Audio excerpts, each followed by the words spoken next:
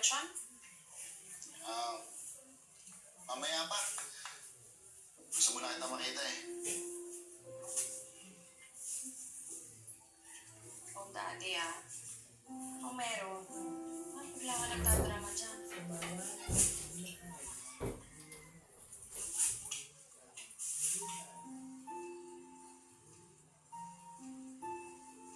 Ang bilis kasi kita eh. Kasi, bait pa sa akin kahit na malas ako sa'yo. Kasi mabait ka rin sa akin. Tsaka, sinasabi mong malas ka.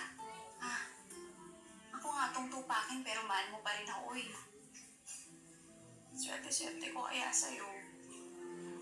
Mami, isensya ka na ha. Bakit? Kung hindi ko nabigay sa'yo yung buhay na pinangako ko. Biruin mo, tagal-tagal na natin mag-asawa pero hindi man lang kita nabilan ng kwintas o sapatos man lang. Tapos ito ako. Ang problema pa sa'yo. Bakit? Kwintas at sapatos ng may sukatan ng kasiyahan ng isang tao. Eh kung gano'n na ngayon,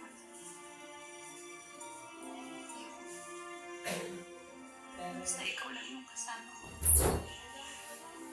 Kahit sa paghanda natin, magiging okay ako. Ganun kita kamahal, Steve.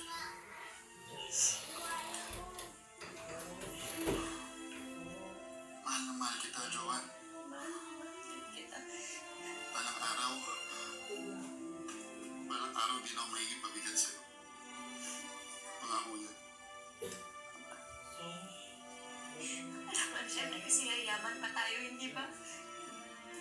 Sa lakasan mo lang ikaw mahal, ha? Kaya kung papatalo pa tayo na anong sugal sa buhay. Hanap mo na, ha? Hahawa ako sa'yo, mahal eh.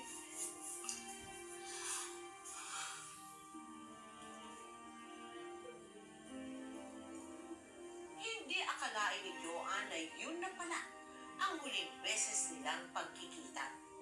Muli na namang nahumaling si Steve